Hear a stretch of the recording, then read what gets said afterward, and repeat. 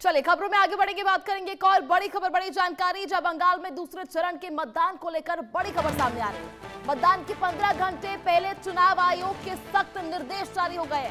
मतदाताओं को डराने वालों पर तुरंत कार्रवाई के निर्देश दे दिए गए।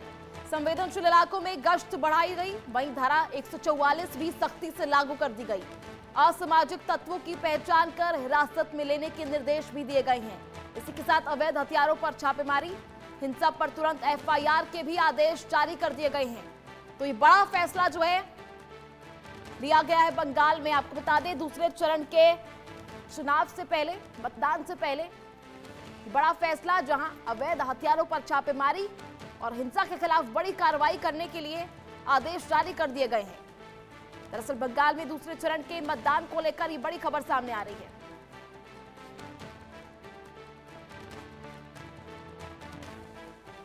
तो चलिए, वही मतदाताओं को डराने वाले आरोपियों पर अब शिकंजा कसने की तैयारी की जा रही है। लगातार जो है बड़ी खबर, बड़ी अपडेट आपको दे रहे हैं किस तरह से अब नए नियम लागू किए गए हैं। इसी के साथ धारा 144 जो है वो भी लागू कर दी गई है। चलिए आपको समझाते हैं किस तरह से चुनाव आयोग ने पश्चिम बंगाल पुलिस को निर्देश दिए हैं। दरअसल कोलकाता हाईकोर्ट के आदेशानुसार चुनावी हिंसा पर रोक लगाई जाए, इसके लिए भी आदेश जारी कर दिए गए। असामाजिक तत्वों को चिन्हित कर उन्हें तुरंत पुलिस हिरासत में लेगी। अब चुनाव आयोग का ये सख्त निर्देश है। संवेदनशील क्षेत्रों में पुलिस गश्त और सुरक्षा बल भी तैनात किए जाएंगे। अब दूसरे चरण के चुनाव से पहले यह आदेश, निर्वाचन क्षेत्रों में शांति हेतु धारा 144 का पालन कराया जाएगा। यानी कोई भी जो है संगठित रूप से बाहर खड़ा नहीं मिलेगा। बाहरी व्यक्तियों की आवाजाही रोकने के लिए भी नाकाबंदी तेज कर दी गई है। इसी के साथ अवैध हथियारों और विस्फोटक सामग्री की धरपकड़ हेतु छापेमारी भी की जाएगी। तो लगातार ये बड़े निर्देश जो हैं चुनाव आयोग ने पश्चिम बंगाल पुलिस को दिए हैं, इन सभी की पालना अब की जाएगी। गड़बड़ी की आशंका वाले स्थानीय क्लबों पर भी छापेमारी कार्रवाई की जाएगी। अंतिम 72 घंटों के लिए विशेष मानक संचालन प्रक्रिया लाई जाएंगी। वहीं हिंसा की घटनाओं पर तुरंत एफआईआर दर्ज कर गिरफ्तारी भी होगी। यानी लगातार जो है बड़े सख्त एक्शन जो है लिए जा रहे हैं। लापरवाही बरतने वाले अधिकारियों पर भी कार्रवाई होगी। अगर किसी भी तरह से एफआईआर दर्ज नहीं हुई, लोगों पर कार्रवाई नहीं हुई, तो उसके लिए अधिकारी पर भी कार्रवाई होगी। यानी मुख्यालय को अब जो है सभी रिपोर्ट्स भेजना अनिवार्य हो लगा। पुलिस अधिकारी जो है बिना दबाव के स्वतंत्र होकर निर्णय ले सकते हैं। तो सभी निर्देश जो है जारी किए गए हैं। वोटर हेल्पलाइन और कंट्रोल रूम की शिकायतों पर निस्तारण भी तुरंत किया जाना है। तो ये सभी जो आदेश है वो दिए जा रहे हैं। ऐसे में मतदाताओं को डराने वाले आरोपियों पर तुरंत कठोर कार्रवाई के आदेश जो है वो दिए गए हैं। आपको बता दें कि पहले चरण के मतदान के बाद तमाम तरह के दावे किए जा रहे हैं, लेकिन पश्चिम बंगाल विधानसभा चुनाव अब अपने निर्णायक मोड़ पर पहुंच चुका है। 29 अप्रैल को होने वाले अंतिम चरण के मतदान में 91 सीटें दांव पर है। कोलकाता, 24 परगना और हावड़ा जैसे इलाकों का ये तय करेंगे कि दीदी अपनी किला बचा पाएंगी या फिर भाजपा का कमल दक्षिण बंगाल के इस अभेद्य दुर्ग में सेंध लगाएगा। ऐसे में देखना काफी दिलचस्प होगा। हालांकि दूसरे चरण के चुनाव जो है कल होंगे, उसके लिए वोटिंग कल होनी है। 4 मई को नतीजे आने हैं। लगातार जो है ये अभी जो होड़ है वो बनी हुई है बंगाल में टीएमसी और भाजपा के बीच। हालांकि इसको लेकर अब सख्त निर्देश जो है चुनाव आयोग ने दे दिए हैं। इसको लेकर कोलकाता, हावड़ा पर सभी की नजरें टिकी होंगी। आखिर किस तरह से जो यह अभेद दुर्ग है इस पर बीजेपी सेंध लगा पाएगी या नहीं। तो लगातार पश्चिम बंगाल की जो सत्ता है उसका रास्ता जो है हमेशा से दक्षिण बंगाल की घनी आबादी वाले मैदानी इलाकों से होकर गुजरता है। इस अंतिम चरण में कोलकाता, उत्तर और दक्षिण 24 परगना और हावड़ा जिले की कुल 91 सीटों पर मतदान होना है, जो राज्य की कुल 294 सीटों का लगभग 1/3 हिस्सा है। रणनीतिक रूप से ये जिले इतने महत्वपूर्ण है कि राजनीतिक गलियारों में इसे सत्ता का प्रवेश द्वार कहा जाता है। यहां एंट्री हो गई तो सत्ता में एंट्री हो गई। ठीक वैसे ही जैसे पंजाब में मालवा और उत्तर प्रदेश में पूर्वांचल को माना जाता है। 2021 की बात करें तो यहां विधानसभा चुनावों में तृणमूल कांग्रेस ने यहां क्लीन स्वीप जैसा प्रदर्शन किया था, लेकिन 2024 में लोकसभा रुझानों ने समीकरणों में कुछ बदलाव के संकेत दिए। यही कारण है कि इस बार ममता बनर्जी के लिए अपना गढ़ बचाना और भाजपा के लिए यहां पैठ बनाना दोनों के लिए साख की लड़ाई बनी हुई है। तृणमूल कांग्रेस की बात की जाए तो उत्तर और दक्षिण 24 परगना जिले हमेशा से संजीवनी का काम इनके लिए करते आए हैं। वहीं विशेषकर दक्षिण 24 परगना की 31 सीटें और कोलकाता की 11 सीटें टीएमसी का वो मजबूत आधार है। तो 29 अप्रैल का ये महामुकाबला जो है वो देखने लायक होगा। लगातार किस तरह से उत्तर 24 परगना में मतदाताओं के वोट बैंक से जुड़े हुए हैं। अब जबकि दूसरे फेज में मतदान होने हैं, ऐसे में उसके लिए तैयारियां जो है अंतिम चरण में है। तो अब जरा तस्वीरों पर आते हैं, किस तरह से सामने आ रही तस्वीरें। पश्चिम बंगाल के मानव चित्र को अगर मानचित्र पर आप ध्यान से देखें तो नीचे का जो हिस्सा है वो आपको बता दें समुद्र यानी बंगाल की खाड़ी से सटा है। आप इस पीले रंग से देख सकते हैं और कोलकाता के आसपास है। वहीं इन 91 सीटों का केंद्र है। दक्षिण 24 परगना की बात की जाए तो वहां 31 सीटें हैं जो टीएमसी का अभेद्य दुर्ग मानी जाती है। मैप पर ये बंगाल के बिल्कुल दक्षिण में स्थित है जहां सुंदरबन का इलाका आता है। यह क्षेत्र ममता बनर्जी के लिए सबसे सुरक्षित माना जाता है। यहां ग्रामीण आबादी और अल्पसंख्यक मतदाताओं की संख्या सबसे ज्यादा अधिक है। मैप पर यह हिस्सा हुगली नदी के पूर्व में फैला हुआ है। यहां की जीत का मतलब है सत्ता की आधी दूरी तय कर लेना। बात करें उत्तर 24 परगना की 33 सीटों की, इन जिलों का किंग मेकर जिला माना जाता है। चलिए ज्यादा जानकारी के लिए हमारे साथ हमारे सहयोगी रैनिक दत्ता इस वक्त मौजूद है। रैनिक, क्या लग रहा है जिस तरह से निर्देश दिए गए हैं आज, कितनी ज्यादा तैयारियां जो है आगे आने वाले चुनावी रण में की जा रही है?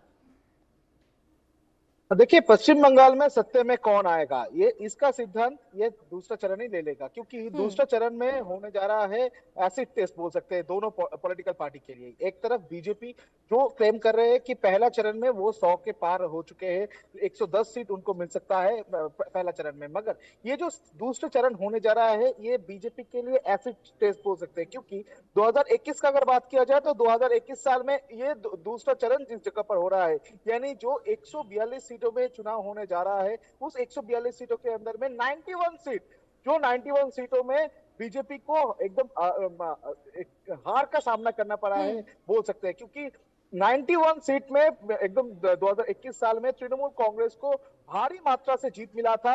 एकदम अगर देखा जाए तो उनमें क्लीन चिट तृणमूल कांग्रेस को मिला था।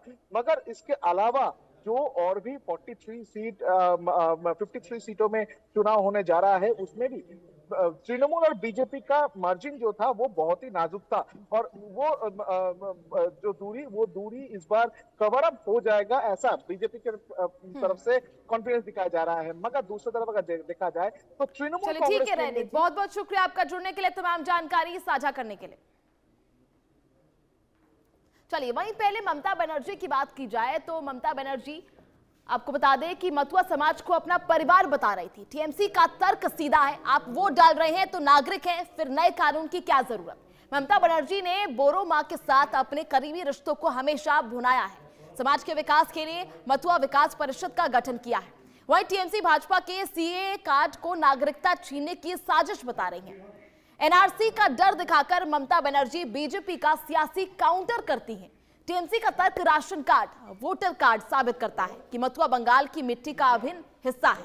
सियासत में मथुआ समाज की सर्वोच्च पीठ ठाकुरबाड़ी को भी 2 हिस्सों में बांट दिया है। शांतनु ठाकुर जो भाजपा का झंडा थामे गई हैं, तो दूसरी तरफ परिवार के अन्य सदस्य टीएमसी के साथ खड़े हैं। ऐसे में 2 गुटों में जो है ये बंटा हुआ दिखाई दे रहा है। जो कोलकाता जीत जो है वही किंग बनेगा। आपको बता दें भवानीपुर समेत कई जिलों में जो है इसको लेकर अभी भी होड़ बनी हुई है। इसलिए कहा जाता है जो कोलकाता जीता वही बंगाल का किंग। तो जो कोलकाता है वो जो है इसका मुख्य केंद्र माना जाता है। ऐसे में जो मथुआ समाज है इसको लेकर भी ममता बनर्जी हमेशा से केंद्र बनाती रही हैं।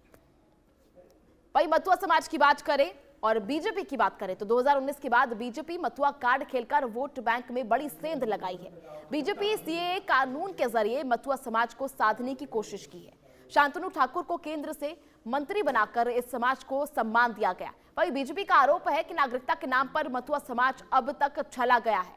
तो लगातार नागरिकता का सवाल जो है वो उठता रहा है। मथुआ समाज पर दोनों ने ही अपने प्रहार जो है करने की कोशिश की है, दोनों को साधने की कोशिश की है। ऐसे में मथुआ समाज के लिए नागरिकता के नाम पर अब ममता बनर्जी का कहना है कि भाजपा जो है हमेशा से उसे छलती आई है। नागरिकता देने के नाम पर, सीएए के नाम पर जो है हमेशा उसको छला गया है। ऐसे में मथुआ समाज को लेकर जो है दोनों पक्षों की तरफ से होड़ लगी रहती है। तो मथुआ समाज का शक्ति केंद्र जो है वो क्या रहा है उसके बारे में बात करेंगे। आबादी जो है मथुआ केंद्र की करीब 1.5 करोड़ है। इसका असर क्या होता है? 50+ विधानसभा में इसका सीधा असर पड़ता है। उत्तर 24 परगना, नदिया, कुछ बिहार, दिनाजपुर प्रमुख मांग बिना शर्त के नागरिकता और सामाजिक सुरक्षा, ये सारी जो है सामने आती है। वही मुख्य चेहरों की बात की जाए तो हरिचंद ठाकुर, गुरुचंद ठाकुर और बोरोमा जो है यहाँ के मुख्य चेहरे हैं, जिनको देखकर जो है वोट दिए जाते हैं। ऐसे में मथुआ समाज की शक्ति केंद्र जो है वो हमेशा बना रहता है। इसमें आबादी करीब 1.5 करोड़ है, तो ऐसे में 1.5 करोड़ लोगों को सीधा साधना एक बड़ा जो है मतदान वोटर बैंक हासिल करने के बराबर होता है। तो यह पश्चिम बंगाल में दूसरे चरण के मतदान की जो गणना है वो काफी ज्यादा साफ नजर आ रही है। हालांकि अभी देखना यह होगा कि दूसरे चरण में किस तरह से लोग जो है वोट करेंगे। बात करें इसके असर की, तो मथुआ समाज का जो असर है वोटिंग पे, वोट बैंक पे काफी ज्यादा पड़ता है। हालांकि जैसे आपको बताया कि 1.5 करोड़ की आबादी है, तो एक बड़ा वोट बैंक जो है साधने की कोशिश हमेशा से तृणमूल कांग्रेस की और भाजपा दोनों की ही रही है। ऐसे में गढ़ जो है इसके माने जाते हैं, उत्तर 24 परगना जो है इसका गढ़ माना जाता है, कूच बिहार इसका गढ़ माना जाता है। वही इन 91 सीटों का पावर गेम क्या है, चलिए आपको वो समझाते हैं। 2021 में टीएमसी ने इन 51 में से लगभग 80 से ज्यादा सीटें जीती थी। इस बार भाजपा का लक्ष्य हावड़ा और उत्तर 24 परगना की शहरी सीटों पर टीएमसी को पटकनी देना है। अगर टीएमसी यहां 70+ सीटें बरकरार रखती है तो ऐसे में सत्ता से हटाना उसे नामुमकिन होगा। लेकिन अगर बीजेपी यहां 30 से 40 सीटें खींच लेती है तो बंगाल में बड़ा उलटफेर हो सकता है, जो करने का प्रयास लगातार बीजेपी कर रही है। ऐसे में कोलकाता हावड़ा में कांटे की टक्कर बनी हुई है। लगातार जो है इसको 91 सीटों को साधने के लिए कोशिश की जा रही है, क्योंकि ये 91 सीटें जो है वो पावर गेम के रूप में देखी जाती है। बीजेपी ने 30 से 40 सीटें खींचे हैं तो बंगाल में बड़ा उलटफेर सामने आ सकता है। तो वहीं ये पश्चिम बंगाल में दूसरा चरण के मतदान की गुण गणित जो है वो सामने आ रही है, जो कल मतदान है और 4 तारीख को इसके नतीजे आएंगे। लेकिन उसके पहले का ये तस्वीर जो है वो सामने आ रही है, जो भी आपको बता रहे हैं किस तरह से ममता जो है क्या अब आगे बढ़ती हुई नजर आएंगी, अब बीजेपी जो है बड़ा सा उलटफेर करती हुई नजर आ रही है। पूरी इस तस्वीर जो है साफ आपको हमने बताया किस तरह से 91 सीटों पर ये पावर गेम जो है खेला जाना है। कल 142 सीटों पर जो है मतदान होना है, इसको लेकर मतगणना भी 4 मई को होनी है। ऐसे में लगातार जो है अभी भी दिलचस्प ये टकराव बना हुआ है कि आखिर किस तरह से बीजेपी जो है निशाना साधती है, ममता के गढ़ को हिलाने में कामयाब होती है या नहीं होती है, या फिर ममता अगर इसमें से 70 सीटें लेने में अभी भी बरकरार रहती हैं तो बीजेपी का खेल बिगड़ सकता है। लेकिन अगर भाजपा ने 30 से 40 सीटें भी इनमें से बटोर ली तो ऐसे में ममता के लिए थोड़ी सी मुश्किलें बढ़ती हुई नजर आती हैं और पूरा उलटफेर जो है इस पावर गेम यानी 91 सीटों में हो सकता है। तो लगातार ये अब देखना काफी दिलचस्प होगा। 4 मई को ये नतीजे आएंगे किस तरह से, क्या भाजपा जो है वो बंगाल में मजबूती के साथ आती है, पिछली बार से ज्यादा सीटें लेकर आती है, या फिर जो ममता बनर्जी है उनकी साख जो है वो बनी रहती है। तो दक्षिण का ये दंगल जो है वो देखना होगा कैसा होगा।